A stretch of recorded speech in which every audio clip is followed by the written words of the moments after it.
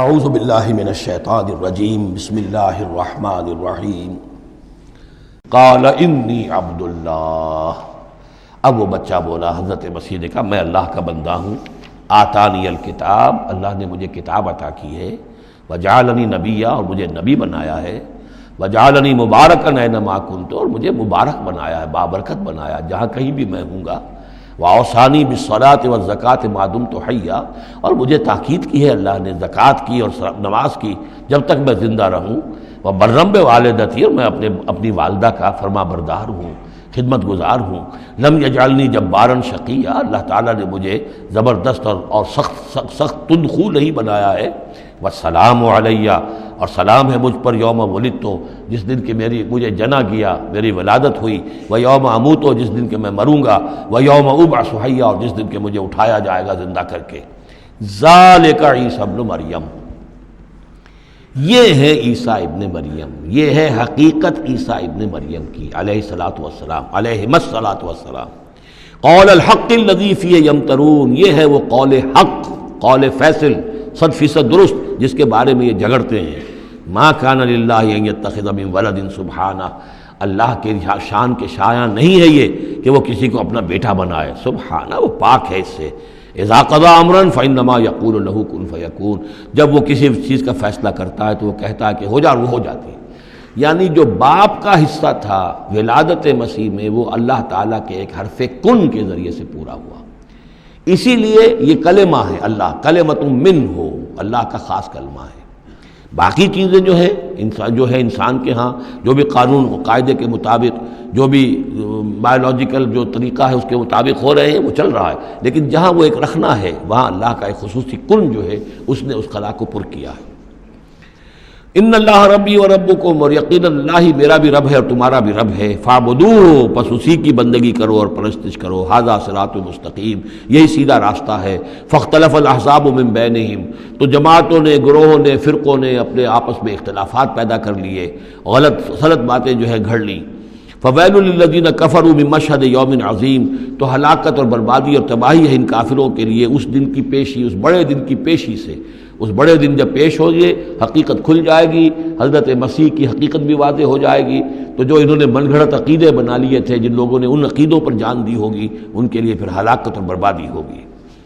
اسمع بہ وابصر، اس پیشی کے دن تو ان کی سماعت بھی کیا اچھی ہوگی اور آنکھیں بھی کتنی کھلی ہوں گی، ہر حقائق کو وہ دیکھ رہے ہوں گے، کیا ہی اچھا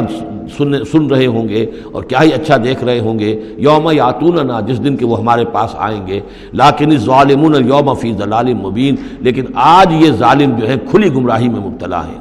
وانذرہم یوم الحسرۃ اذ قضی الامر، اور اے نبی ان کو خبردار کر دیجیے اس یوم الحسرت سے، وہ جو یوم قیامت حسرت کا دن ہے، وہ جس دن کے فیصلے کر دیے جائیں گے۔ وہم فی غفلۃ فہم لا یؤمنون، اور یہ غفلت کے اندر مبتلا ہیں اور ایمان نہیں لائیں گے۔ انا نحن نرث الارض ومن علیہا، ہم ہی یقیناً وارث ہوں گے زمین کے، سب ختم ہو جائیں گے، زمین اور اس کا سب کچھ جو کچھ ہے مال، اس کی وراثت ہمیں منتقل ہو جائے گی۔ وَإِلَيْنَا يُرْجَعُونَ، اور ہماری ہی طرف یہ لوٹائے جائیں گے۔ وَاذْكُرْ فِي الْكِتَابِ ابراہیم، اور ذرا تذکرہ کیجئے اس کتاب میں ابراہیم کا بھی۔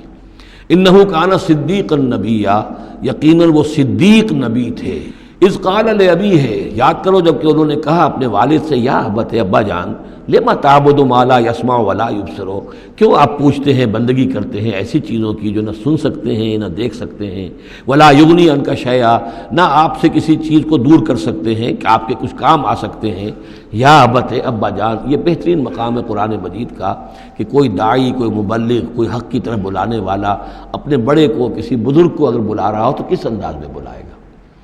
ظاہر بات ہے کہ اس کا ادب ملحوظ رکھتے ہوئے، یا ابت، یا ابت، ابا جان، ابا جان، اس انداز میں، لٹھ مارنے کے انداز میں نہیں۔ یا ابت انی قد جاءنی من العلم ما لم یاتک، ابا جان میرے پاس وہ علم آیا ہے جو آپ کے پاس نہیں آیا تھا، میرے پاس وہی آئی ہے، اللہ نے مجھے حقائق سے واقف کیا ہے۔ فإما یاتینکم منی ھدی، میرے پاس وہ ہدایت آئی ہے۔ فاتبعنی، پس میری پیروی کیجیے، میرے پیچھے چلیے، میرا کہنا مانیے، اہدک صراطا سویا، میں آپ کو دکھاؤں گا سیدھا راستہ، رہنمائی کروں گا آپ کی سیدھی راستے کی طرف۔ یا ابت، ابا جان، لا تعبد الشیطان، دیکھیے شیطان کی بندگی نہ کیجیے، ان الشیطان کان للرحمن عصیا، یقیناً یہ شیطان جو ہے وہ رحمان کا باغی تھا، نافرمان تھا، اس نے سرکشی کی تھی۔ یا ابت انی اخاف ان یمسک عذاب من الرحمن، ابا جان مجھے بڑا اندیشہ ہے کہ آپ کو رحمان کی طرف سے کوئی عذاب آپ پر نہ آ جائے، آپ پکڑے آپ کو رحمان کی طرف سے کوئی عذاب، فتکون للشیطان ولیا، تو پھر آپ شیطان ہی کے ساتھی بن کر رہ جائیں۔ قال راغب انت عن آلہتی یا ابراہیم، کہاں یہ لجاجت ہے، کہاں یہ استدعاء کا انداز ہے، کہاں یہ فرعونی انداز میں کہا ہے باپ نے، اے ابراہیم کیا تم میرے آلہہ سے، میرے معبودوں سے کنارہ کشی کر رہے ہو؟ راغب انت عن آلہتی یا ابراہیم لئن لم تنتہی، اگر تم باز نہ آئے لارجمنک، میں تمہیں